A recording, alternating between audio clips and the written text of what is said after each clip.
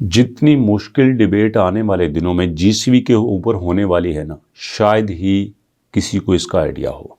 और जितनी आसान जीसीबी के कंसेप्ट को समझना है, शायद ही इसका भी किसी को आइडिया हो।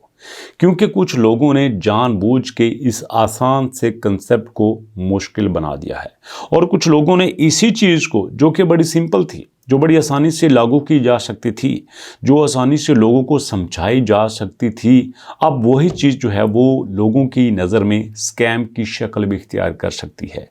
क्योंकि क्या होता है कि जब कुछ चीज़ें बड़ी आसानी से लोगों को बताई जाती हैं तो लोग कहते हैं क्या वाकई ऐसा हो सकता है।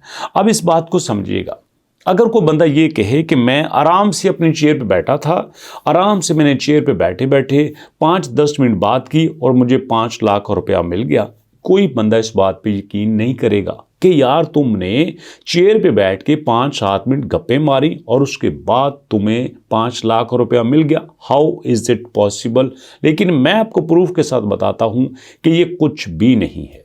एक यूट्यूबर जो कि इन्फ्लुएंसर है, वो किसी भी ब्रांड के साथ कोलैबोरेट करता है और कोलैबोरेट करने के बाद उसको एक वीडियो बनाने का 5 लाख रुपया मिल देता है, इंडोर्समेंट का मिल जाता है, तो ये पॉसिबल है। बड़े यूट्यूबर 2 मिलियन भी लेते हैं, 4 मिलियन भी लेते हैं, इससे कहीं ज़्यादा भी चार्ज करते हैं, लेकिन आज की डेट में ये पॉसिबल है। लेकिन उस बंदे के लिए पॉसिबल नहीं है जो आज से 20 साल पहले काम करके पैसे कमाता था, जॉब करके पैसे कमाता था। तो आपसे अर्ज ये करना चाहता हूँ, बिल्कुल इसी तरह से जीसीबी का कंसेप्ट भी लोगों को नहीं समझ आया। इसकी एग्जांपल देखिए, आज जरा डिटेल से आपको बताने वाला हूं। जरा मेरे सामने ना टाइप करना, आप भी टाइप करना, यहां पे बिटकॉइन पिज्जा डे आपने लिखना है। ये मैं बिटकॉइन पिज्जा डे लिखने वाला हूं। अब जब मैंने बिटकॉइन पिज्जा डे यहाँ पे लिखा तो मुझे जो गूगल बता रहा है कि ये जो है वो 22 मई को सेलिब्रेट किया जाता है। 2010 में ये दुर्घटना हुई थी। उस दुर्घटना में जो एक भैया थे, उन्होंने अपने बच्चों को 2 पिज़्ज़ा खिलाने के लिए 10,000 बिटकॉइन जो हैं वो एक पिज़्ज़ा शॉप को ऑफ़र कर दिए। जैसे हम किसी को कॉल करते हैं, यार मेरे घर में ना 2 पिज़्ज़ा भेज दो, 1 पिज़्ज़ा भेज दो, इन्होंने भी ऐसे ही कॉल की कि मुझे 2 पिज़्ज़ा दे सकते हैं, मेरे पास सिर्फ 10,000 बिटकॉइन हैं। और वो पिज़्ज़ा वालों ने बड़ी मुश्किल से एहसान करके उनको 2 पिज़्ज़ा दे दिए। उन्होंने कहा ठीक है, हम आपके 10,000 बिटकॉइन रख लेते हैं, लेकिन हम आपको दे देते हैं। देने नहीं चाहिए, हमें अलाउ नहीं है, लेकिन हमने सुना है कहीं से बिटकॉइन का नाम, कि यार बिटकॉइन भी कोई चीज़ होती है, तो चलो कोई बात नहीं, हम $30-40 का रिस्क ले लेते हैं। तो यहाँ पे दोस्तों अब देखो, हमारे पास अगर आज की डेट में $41 होते तो पाकिस्तानी करेंसी में ये तकरीबन बनता है दोस्तों 8-10 हज़ार रुपया। अब 10-11 हज़ार में बहुत अच्छे ब्रांड के 2 पिज़्ज़ा आ जाते हैं। बिल्कुल उसी तरह $41 के 2 पिज़्ज़ा आ गए। अब ज़रा सोचो, यहाँ आपके पास जो है, मैं कैलकुलेटर ओपन कर लेता हूँ, बल्कि मैं यहाँ पे लिखता हूँ $BTC2। यहाँ पे $BTC2 लिख दिया।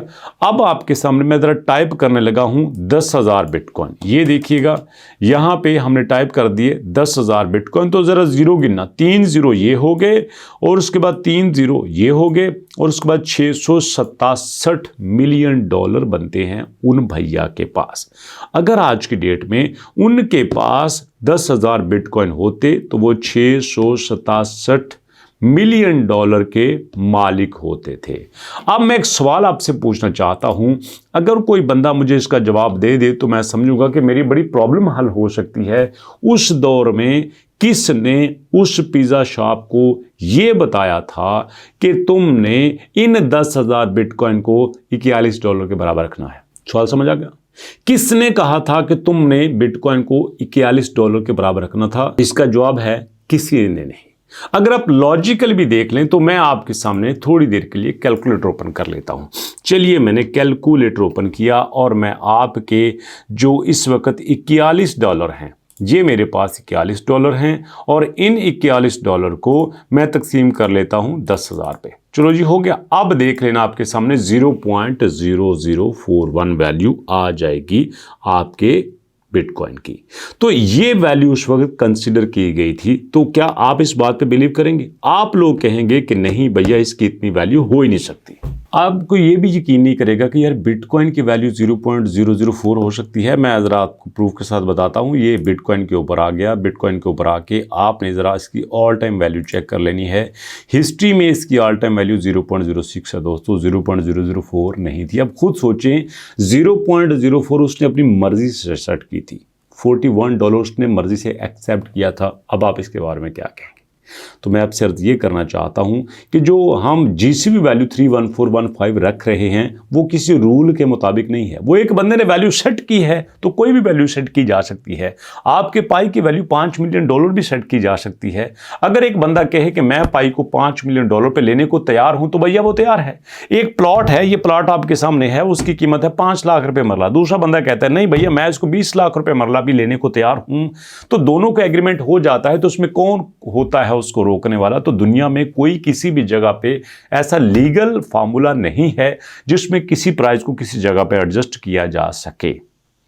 इवन कि आप बिटकॉइन की वैल्यू देख लो 66,000 है, दूसरा बंदा कहते हैं नहीं मैं 1,66,000 पे लेने को तैयार हूं, मुझे वारा खाता है, तो भैया खाता है। ये तो जस्ट एक वैल्यू रखी गई है जो मार्केट में सेट की गई है, मिनिमम वैल्यू है। ये ओपन मार्केट की वैल्यू है, ये एडजस्ट नहीं हो सकती। हां, बाहर में आप कोई भी डील कर सकते हैं, ब्लैक में चीजें बिकती हैं। तो आपसे अर्ज ये करना चाहता हूं, जीसीबी इतना खतरनाक फार्मूला नहीं है जितना लोगों ने बनाया है। जीसीबी इतना मुश्किल नहीं है लोगों ने जितना बना दिया है। मैंने आपके सामने सिंपल वे में हर चीज आपको एक्सप्लेन की है, तो इसलिए अब जीसीबी को किसी भी जगह पे खरीदना और बेचना आसान हो गया है।